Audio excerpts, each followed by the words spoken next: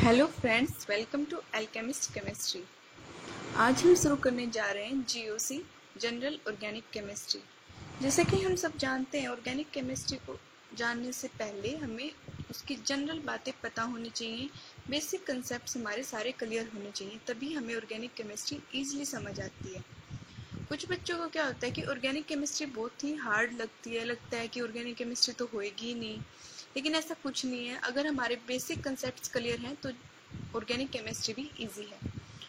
और organic chemistry में क्या होता है, जनरल ऑर्गेनिक केमिस्ट्री में कुछ इंपॉर्टेंट टॉपिक्स होते हैं 7-8, जैसे इफेक्ट्स के बारे में हम पढ़ेंगे, aromatic non aromatic compounds, carbocation carbo anions, carbenes के बारे में, बॉन्ड फ्यूजन कैसे होता है, होमोलिटिक हेट्रोलाइटिक, फ्री रेडिकल्स के बारे में, रिएक्शंस के बारे में एंड उनके मैकेनिज्म्स के बारे में।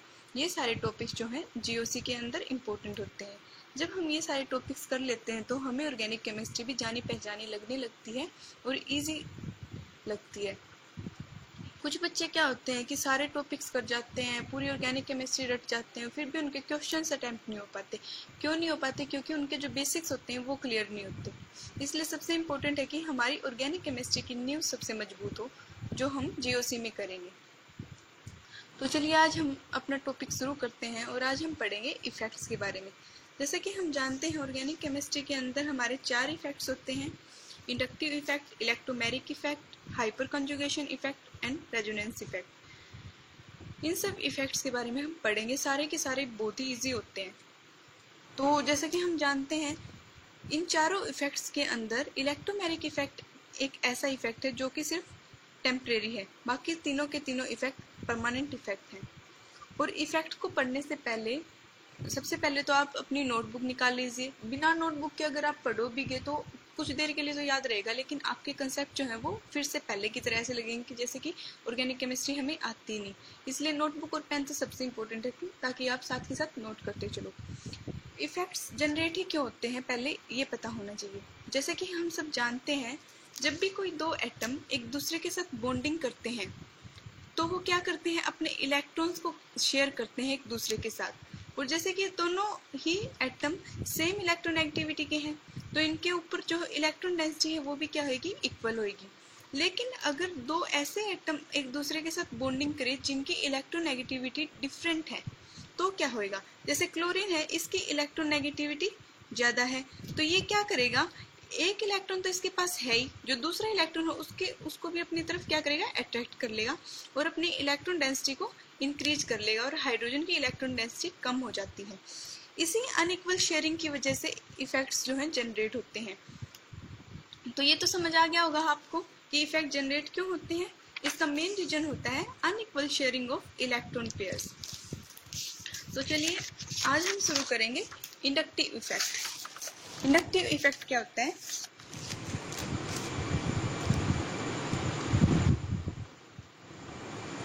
इंडक्टिव इफेक्ट ये एक इलेक्ट्रॉन डिस्प्लेसमेंट इफेक्ट होता है। इसमें क्या होता है, जैसे कोई भी कार्बन चेन ले लेते हैं हम, उसके लास्ट में अगर कोई भी इलेक्ट्रोनेगेटिव एटम लगा हुआ है, जैसे कोई भी हैलोजन लगा हुआ है, तो वो क्या करेगा, इलेक्ट्रॉन्स को अपनी तरफ अट्रैक्ट करेगा और अपने ऊपर पार्शियल नेगेटिव चार्ज एक्वायर कर लेगा और दूसरे के ऊपर पार्शियली पॉजिटिव चार्ज एक्वायर हो जाएगा। इसी को हम बोलते हैं इंडक्टिव इफेक्ट, जिसको हम आई से डोनेट करते हैं, आई इफेक्ट इसको बोलते हैं। जैसे कोई भी कार्बन चेन है, इसके लास्ट में हमने कोई भी इलेक्ट्रोनेगेटिव एटम ले लिया, क्लोरीन ले लिया, तो ये क्लोरीन क्या है, ये अपनी तरफ इलेक्ट्रॉन को अट्रैक्ट करेगा और पार्शियली नेगेटिव चार्ज एक्वायर कर लेगा। इसी तरह से पहला कार्बन इस पे पॉजिटिव चार्ज हो जाएगा और जो सेकंड कार्बन है वो भी अपने इलेक्ट्रॉन्स को इस तरफ धकेलेगा और उस पे भी पार्शियल पॉजिटिव हो जाएगा, लेकिन C1 से कम। इसी तरह से C3 पे भी चार्ज आएगा और C4 पे भी। C4 पे जो चार्ज होता है वो बिल्कुल ही नेग्लिजिबल होता है और ये क्या होता है, इंडक्टिव इफेक्ट कम होता जाता है, उस तरफ जाता जाता है। तो अगर डेफिनेशन को हम पढ़ें तो क्या होता है, डिस्प्लेसमेंट ऑफ सिग्मा इलेक्ट्रॉन्स। क्योंकि सिग्मा इलेक्ट्रॉन क्यों बोलते हैं, क्योंकि इंडक्टिव इफेक्ट जो है वो हमेशा ही सैचुरेटेड कंपाउंड्स के अंदर होता है, हमेशा सिंगल बॉन्ड में होता है। तो displacement of sigma electrons towards the electronegative atom, EN से इसको हम डोनेट कर सकते हैं। Electronegative atom along saturated carbon chain. This phenomenon is known as inductive effect.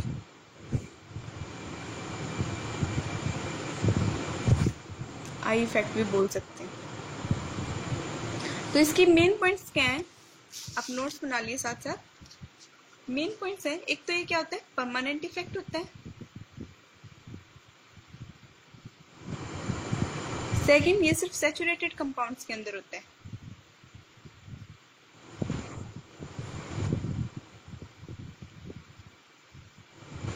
और तीसरी बात, ये डिक्रीज होता जाता है जैसे जैसे कार्बन नंबर्स बढ़ते जाते हैं। Decreases as the number of carbon atoms increases. जैसे फोर्थ कार्बन पे तो ये निग्लिजिबल होता है, 4 के बाद तो ये होता ही नहीं। इंडक्टिव इफेक्ट जो है वो 2 तरह का होता है। आई इफेक्ट कितनी तरह का होता है, 2 तरह का। एक होता है प्लस आई, एक होता है माइनस आई इफेक्ट।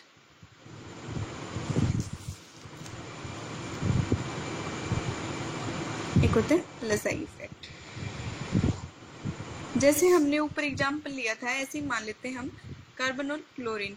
तो ये क्या कर रहा है, अपनी तरफ अट्रैक्ट कर रहा है और पार्शियल नेगेटिव चार्ज ले रहा है कार्बन के ऊपर, पार्शियल पॉजिटिव।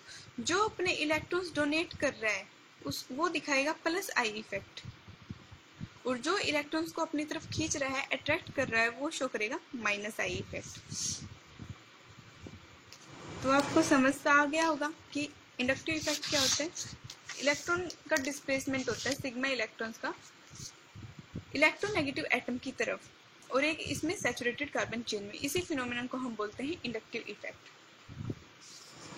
जो माइनस आई और प्लस आई इफेक्ट जो कुछ दिखाते हैं, उनका एक ऑर्डर है जो आपको यूं का यूं याद करना पड़ेगा, उसकी कोई ट्रिक नहीं होती।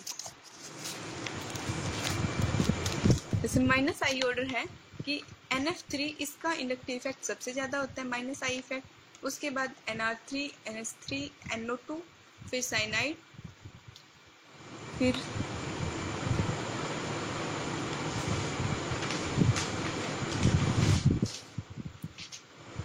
ऐसे इस ऑर्डर को आप याद कर लीजिए। चाहे तो आप इसका स्क्रीनशॉट ले सकते हैं। स्क्रीनशॉट तो आपने ले लिया होगा। उसके बाद देख लीजिए plus I order. Plus I effect का क्या ऑर्डर होता है, CH2 नेगेटिव, NH नेगेटिव। ये जो तीनों होते हैं, इन पे इतने ज्यादा क्वेश्चंस नहीं बनते। सबसे ज्यादा क्वेश्चंस बनते हैं एल्काइल ग्रुप्स पे, कि जितने ज्यादा एल्काइल ग्रुप्स होंगे उतना ही ज्यादा प्लस आई इफेक्ट होगा, और जैसे जैसे कम होते जाएंगे, जैसे टर्सरी में सबसे ज्यादा होता है, सेकेंडरी में उससे कम, फिर प्राइमरी में उससे भी कम, और सबसे कम CH3 में। जितने ज्यादा एल्काइल ग्रुप होंगे उतना ही ज्यादा क्या होगा, प्लस आई इफेक्ट होगा। तो इंडक्टिव इफेक्ट की कुछ एप्लीकेशंस है, जैसे वो एसिडिक ऑर्डर को बताता है, बेसिक ऑर्डर को बताता है, इस सब के हम बारे में पढ़ेंगे। स्टेबिलिटी के बारे में बताता है वो। तो एसिडिक ऑर्डर के समझने के लिए एक एग्जांपल ले लेते हैं हम। Acidic acid and formic acid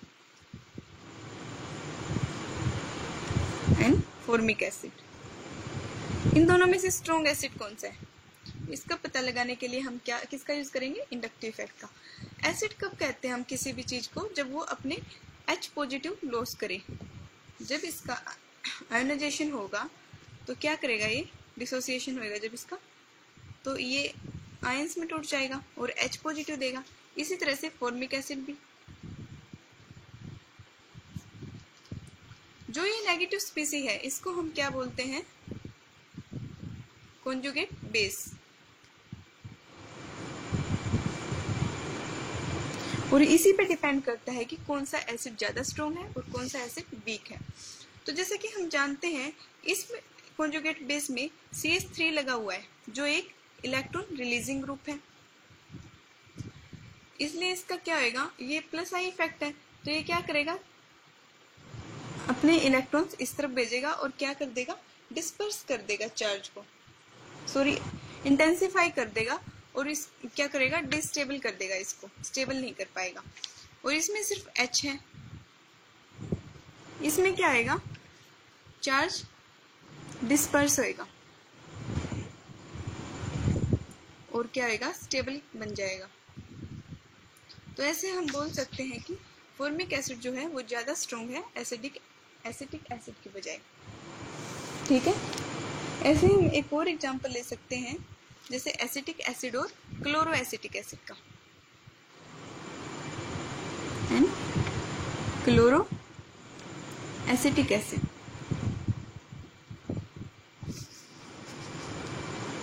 acetic acid वही क्या करेगा, H पॉजिटिव निकालेगा और ये क्या है, इलेक्ट्रॉन रिलीजिंग ग्रुप है। तो क्या करेगा, चार्ज को इंटेंसिफाई करेगा और डिस्टेबलाइज कर देगा एसिड को। जैसे कि हम जानते हैं जब भी कोई चार्ज होता है, जो स्टैटिक चार्ज होता है वो क्या करता है, किसी भी कंपाउंड को डिस्टेबल करता है, और जो मूव करता रहता है चार्ज वो क्या करता है, कंपाउंड को स्टेबल करता है। क्लोरो एसीटेट में क्या करेंगे,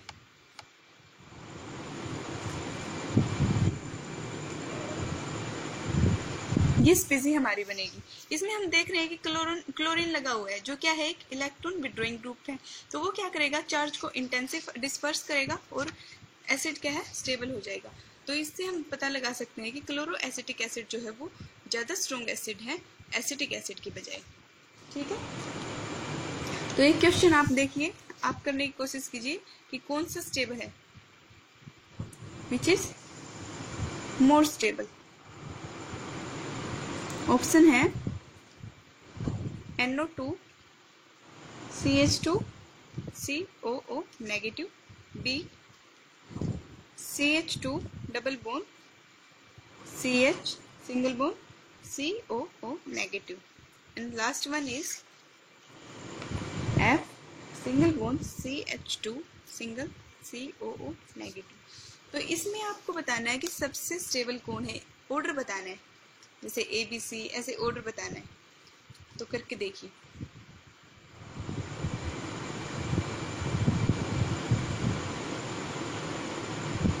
आई होप आपने कर लिया होगा वीडियो पॉज करके। तो चलो देखिए, जैसे कि हम देख रहे हैं कि इसमें NO2 लगा हुआ है, इसमें CH2 और इसमें फ्लोरीन। हमने वो -I इफेक्ट का ऑर्डर पढ़ा है और +I ऑर्डर पढ़ा है, उसके बेसिस पे हम इस क्वेश्चन को करेंगे। तो सबसे ज़्यादा किसका होता है, NO2 का होता है, उसके बाद फ्लोरीन का होता है और CH2 का तो होता ही नहीं है, तो +I ऑर्डर में आता है। तो सबसे ज़्यादा स्ट्रॉन्ग कौन सा होगा, A देन C और फिर B, ये इसका ऑर्डर होएगा। इसी तरह के क्वेश्चंस बनते हैं इन पे, जो आप इजीली कर सकेंगे। अब हम पढ़ेंगे बेसिक ऑर्डर के बारे में। बेसिक ऑर्डर को जानने के लिए हम 2 एग्जाम्पल लेंगे।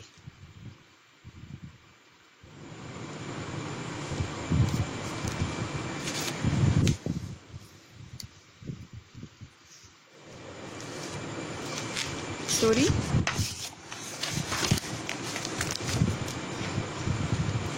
जैसे बेसिक ऑर्डर को जानने के लिए हम एग्जाम्पल लेते हैं, बेंजीन रिंग लेते हैं, इसके ऊपर लगाते हैं NH2 और 2 लोन पेयर। इसी तरह से एक और बेंजीन रिंग, लेकिन इसमें क्या है, डबल बॉन्ड लगे हुए। जैसा कि हम जानते हैं बेंजीन में क्या होते हैं, डबल बॉन्ड होते हैं। इन दोनों में से बताना है कि कौन सा स्ट्रॉन्ग बेस होएगा। तो जैसा कि हम जानते हैं यहाँ वाला जो कार्बन है इसकी हाइब्रिडाइजेशन क्या है, sp2, और इसकी क्या है, sp3। क्या होता है, sp के लिए triple bond, sp2 double bond and sp3 single bond. तो इस कार्बन का डबल बॉन्ड है, तो ये जो लोन पेयर है ये क्या करेंगे, कॉन्जुगेशन करेंगे, ये इधर आएंगे, शिफ्ट करेंगे दूसरे के साथ। तो इसमें क्या होगा, कॉन्जुगेशन। जो लोन पेयर है वो कॉन्जुगेशन में पार्टिसिपेट करेंगे, क्योंकि इसका इस कैरेक्टर कितना है, 33%। उसी तरह से इसमें देखेंगे तो ये sp3 है और इसका इस कैरेक्टर कितना है, 25%। और जो ये लोन पेयर है ये कॉन्जुगेशन नहीं कर सकते, और कॉन्जुगेशन नहीं कर सकते तो ये अपने लोन पेयर्स इजीली डोनेट कर सकते हैं, इजीली डोनेट कर सकते हैं। जबकि ये वाले जो है इजिली डोनेट नहीं कर सकते क्योंकि वो क्या है, कंजुगेशन में पार्टिसिपेट कर रहे हैं। तो जैसे कि हम जानते हैं लेविस थ्योरी के अकॉर्डिंग जो लोन पेयर्स अपने इजिली डोनेट कर सकते हैं, जो भी कंपाउंड अपने लोन पेयर्स इजिली डोनेट कर सकते हैं, वही क्या होते हैं, स्ट्रॉन्ग बेस होते हैं। Base which loses their lone pair easily are strong base। तो कौन सा बेस स्ट्रॉन्ग हुआ, ये वाला बेस स्ट्रॉन्ग हुआ क्योंकि इसमें लोन पेयर्स इजिली डोनेट कर सकते हैं। ये हुआ weak base as compare to this. तो यही है जो इंडक्टिव इफेक्ट हमें बताता है कि कौन सा ज्यादा स्टेबल है, कौन कम स्टेबल है, कौन एसिडिक है, कौन स्ट्रॉन्ग बेस है। यही हमें बताता है इंडक्टिव इफेक्ट। आई होप आपको अब इंडक्टिव इफेक्ट समझ में आ गया होगा। चलिए एक बार जल्दी से क्विक रिवीजन ले लेते हैं। इंडक्टिव इफेक्ट क्या होता है? इंडक्टिव इफेक्ट होता है displacement of electrons through sigma bond या सिग्मा इलेक्ट्रॉन डिस्प्लेस करते हैं towards electronegative atom along saturated carbon chain. इसको बोलते हैं हम आई इफेक्ट। ये क्या होता है, परमानेंट होता है, सैचुरेटेड कंपाउंड्स के अंदर होता है और डिक्रीज करता जाता है जैसे जैसे कार्बन एटम्स इंक्रीज होते हैं। ये दो तरह का होता है, एक होता है प्लस आई इफेक्ट, एक होता है माइनस आई इफेक्ट। जो प्लस आई इफेक्ट शो करते हैं वो होते हैं इलेक्ट्रॉन रिलीजिंग ग्रुप, और जो माइनस आई इफेक्ट शो करते हैं वो होते हैं इलेक्ट्रॉन विथड्रॉइंग ग्रुप। ऑर्डर आपको मैं बता ही चुकी हूँ, वो ऑर्डर आपको यूं का यूं याद करना पड़ेगा। उसके बाद हम पढ़ते हैं इसकी एसिडिक कैरेक्टर के बारे में और बेसिक कैरेक्टर के बारे में। अगर आप लोगों को वीडियो अच्छा लगे तो प्लीज शेयर करना, कमेंट करना, और कोई भी अगर आपको कमी लगे तो कमेंट सेक्शन में जरूर आप कमेंट करना। आज के लिए इतना ही, कल हम पढ़ेंगे इलेक्ट्रोमेरिक इफेक्ट के बारे में। Okay, thank you, bye bye guys.